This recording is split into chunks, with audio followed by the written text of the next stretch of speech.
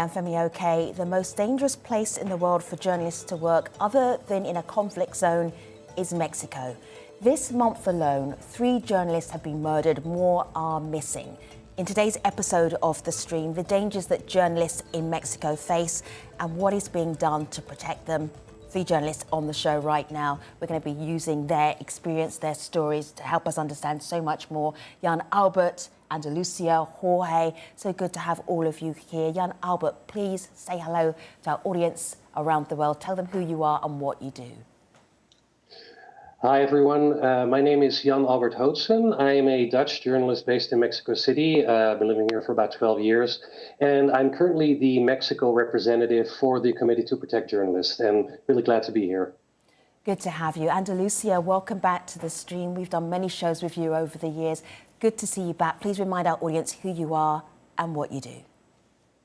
Hi, I'm Andalusia Soloff. I am an independent multimedia journalist here in Mexico City, and I am also the founder and general coordinator of Frontline Freelance Mexico, an organization that fights for more journalists not to be killed, and also a support network for us freelance journalists in Mexico to improve both our labor and working and safety conditions. Oh, Andalusia, good to see you again. Jorge, welcome to The Stream. Please introduce yourself to our international audience. Hi, everyone. My name is Jorge Nieto. I'm a freelance independent journalist working currently from Australia, but I've been working in the border Mexico and the United States for the last 15 years. And yeah, basically, I'm a bit concerned and worried about the situation with my colleagues over there. And I'm part of Frontline Freelance Mexico, too. So good to have all 3 of you. So we have so much expertise here. If you want to understand what is happening to journalists in Mexico and you're online, jump into our YouTube comment section, ask questions, share your comments. I'll do my best to get you into the program.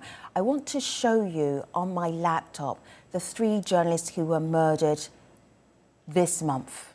Okay, I'm just going to flick through them so you can see Lourdes Maldonado Lopez, Margarito Martinez, and Jose Luis Gamboa Arenas. I'm going to go back one picture because for you, Jorge, these are not statistics. This is a friend.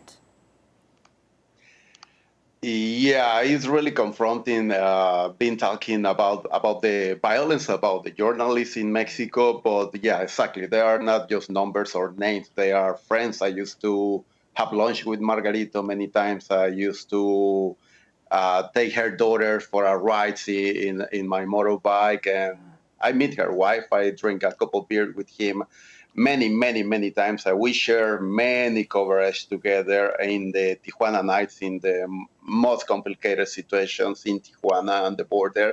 And with Lourdes, I meet her. My dad is a journalist, and I meet her to my dad when he started to work in Tijuana like 30 years ago. They share office in Televisa, Tijuana, and she's still working until last days when she was brutally killed. So I knew them, and I knew they were brave people.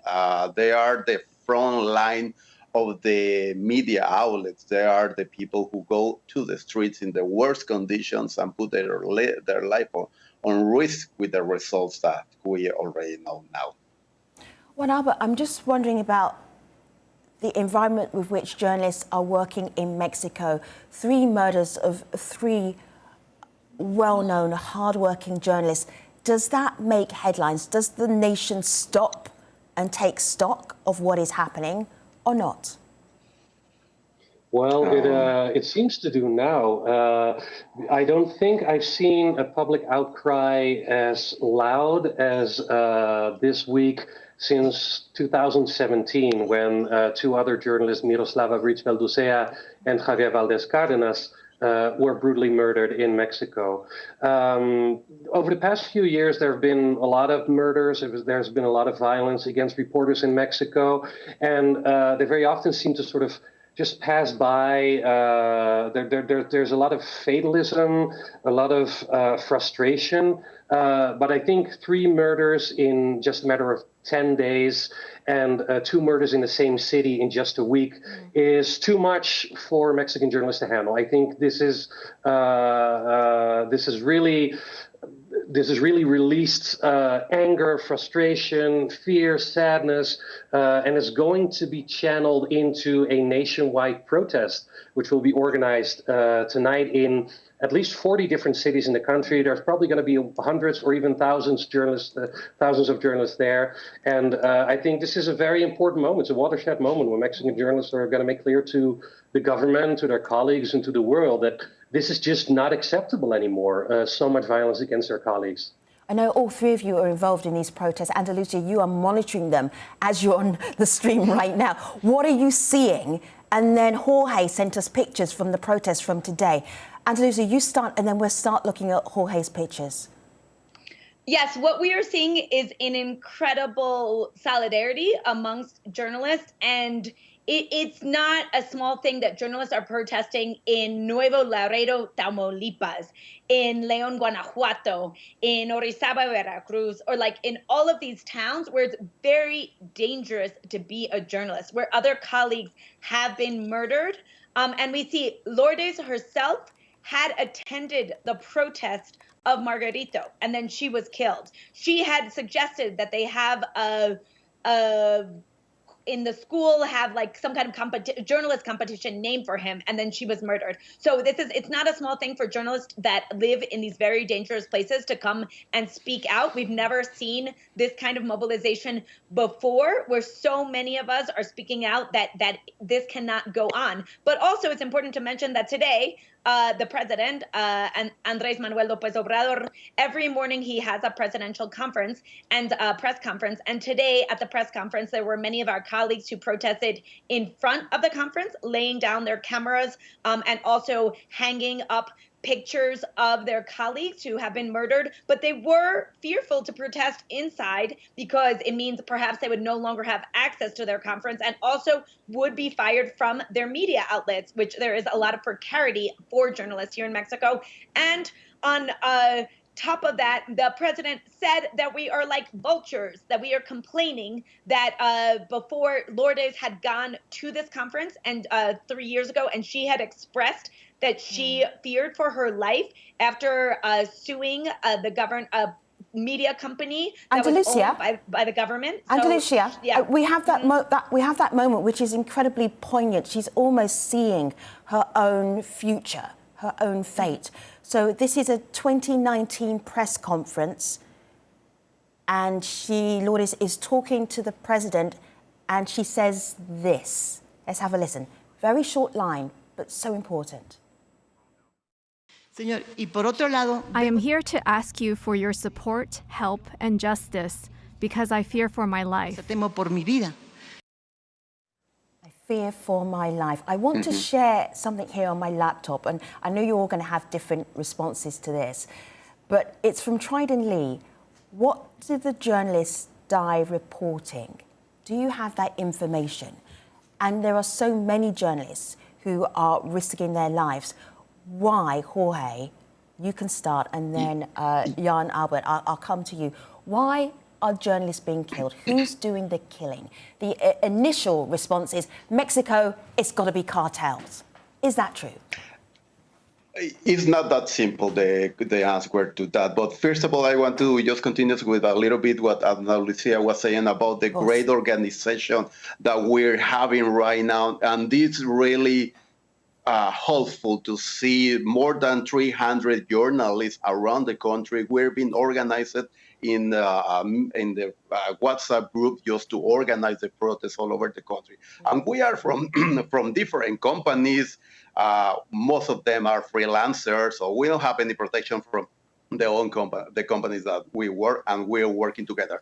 The pictures that you've been seeing is just a few. I just sent you like 4 or 5 pictures, but there is many, many more happening right now. In Tijuana is going to happen in a few hours. Back into the question, why the journalists are being killed in Mexico? I think because it's very easy to do that, to until now, until today, it's very easy to kill someone in Mexico and just walk away because there is not the right justice system. There is a lot of corruption, and it's not just about the cartels. It's very easy to think, oh, it's because the cartel, it's because the drug dealers. No, we are facing risk from different sectors, and many of these risks is coming from the official sector as well. There are many, many journalists who have been afraid to raise their voice and protest in these small cities because they're gonna be facing the next day the pressure from the mayor, from the Congress, from the governor, from the cartel. So the journalists have a lot of enemies right now. So it's really hard to say this is the reason, and it's because they are doing research in the criminal issues, and it's not that simple. It's not that simple. We're seeing now the footage of Margarito's funeral, and yes, he was covering mainly the violence topic, dead people, drugs, and that kind of stuff. But here, Lourdes, she was covering more government, corruption, and that kind of topic. So it's multifactorial. I don't know if my colleagues are agree with that. I would add one of the reasons we never know why the journalists are killed is because there is so much impunity in these cases. So over 90% or possibly even 95% of the cases of murders, including over the 100 journalists who have been murdered over the past 2 decades, we don't know who killed them or why they killed them, and no one is sentenced for their murders. So it's hard to know who is behind them if we never know. Also, it is very common that the government tries to say that they were not murdered for their profession. One of a very famous journalist, a muckraking journalist, Regina Martinez in the state of Veracruz, she was murdered in 2012. And one of the things that when I investigated this case, found was most absurd is she had makeup in their house. So the government in their investigation said she has makeup. Therefore, she was probably dating. So it's probably a lover who killed her because she had makeup. And it's the same case with Margarito. They said, oh, he had some issue with some neighbors, and I think they were drunk, so they came and tried to kill him because they had some issue over some land. So the government's always trying to find a way out and saying journalists are not being killed for being journalists. They're being killed for some other reason, instead of actually really trying to get to the bottom of these cases and find out why so many communication workers are being assassinated here in Mexico. So, Jan Albert, I want to play to you a video comment that Marcela sent us a little bit earlier. She really lands on this idea of impunity. Would you have a listen, watch the video, and then immediately react off the back of it? I want to understand, from your perspective, what impunity means in Mexico. Let's take a look. We are protesting to the government to do something to stop these killings, to prevent and to investigate, because the impunity kills journalists, because the impunity is an invitation to kill again. And we have been demanding this for more than 12 years now, many more. And this is not stopping. So now we are calling people to protest with us, to the society to come with us and to defend the freedom of speech and the freedom to be informed. Well, you know, Marcela's, I think, a good friend of us. And I couldn't agree more with what she's saying. I think impunity in Mexico is a series of errors, a series of events that indicate gross incompetence and a lack of will by different authorities in Mexico to properly investigate. And I think the best way to explain it is by giving you a few anecdotes. For example, a few years ago, a journalist in Veracruz was murdered, and it took the authorities in Veracruz up to 3 months to even make a sketch of the possible suspects in the case. In the case of José Luis Gamboa 2 weeks ago in Veracruz, almost immediately after he was murdered, the local police was reporting to local journalists that he was most likely robbed, which is sort of like the favorite explanation nowadays for the authorities to basically not investigate whether journalists are murdered because of their job. Well, I spoke with a government official. He's not actually part of the investigative team there, and he told me, well, José Luis, who was stabbed 7 times in the city of Veracruz, he was struggling financially. He wasn't carrying any money, and he was stabbed in broad daylight in a residential area. So it's highly unlikely that he was robbed in the middle of a residential area and nobody noticed. And I think Ana Lucia already mentioned it in the case of Margarito. Municipal police in Tijuana told local journalists, well, you know, there was a conflict with neighbors over a piece of land and there was alcohol involved, and then he got shot. And it was actually the state authorities in Baja California, probably responding to public outcry that the murder caused, who said, well, no, that conflict with the neighbor was not actually a conflict, it was just a discussion. It happened months ago and there was no alcohol involved. So what you see here is the unwillingness of the Mexican authorities to take even the most basic steps to conduct a decent investigation. Very little in terms of forensic evidence is being gathered. And many times authorities don't even take a threat against their lives seriously related to their journalism. Particularly women, female journalists in Mexico have to deal with this problem, that they're not being taken seriously by the authorities. And impunity in that sense is sort of a chronology of failures and gross incompetence, unwillingness, and indifference by the authorities. I'm going to bring in a new voice into our conversation. This is Laura. She's a journalist, and she gives us a sense of what it is like to work in Mexico when she worked in Mexico and what it is like today, and what is that difference. This is what she told us earlier. I believe many journalists continue to do this type of work, knowing the dangers because they feel strongly about holding people accountable and making sure that the public knows the truth. Especially when people are going to great lengths to make sure that you don't. I covered cases in 1997 in Tijuana where another newspaper publisher, Jesus Blancornelas, had an assassination attempt on his life and was shot. His bodyguard was killed right in front of his office. And again, he was just trying to do his job and trying to hold people accountable and making sure that the public knew who was responsible for the violence and what was going on in Tijuana. It's a very sad situation that this is still happening today. Jorge, when I heard Laura say that, I thought about you and about you finding out about Margarito and about you getting to work straight away to cover that story of somebody that you knew personally who had been murdered. What keeps you working as a journalist, knowing that there are risks that you and your colleagues are taking every day? I'm totally agree with Laura, because now having a different perspective, I'm start to realize there is many things that I assume as a normal, and it's not normal. It's not normal in another countries. It's not normal in Australia, where I am. All the risk, all the precarization of the journalist that I was having in Mexico. And yeah, exactly. It's very, the reaction of us when something happened, of all the journalists, is cover and make the story. But it's really hard when you have to make the story of your friends, the story of another journalist killed. Unimaginable. So right now, yeah, unimaginable. It's terrible. I feel broke. I feel broke many times during the last few days. But I have big expectations of the protest today. So I want to see more than a journalist. I want to see the community. I want to see the people joining us, because it's very important. They need to raise their voice, because we're being their voice for many years, and then in many situations. So I really hope some members of the community can join us tonight.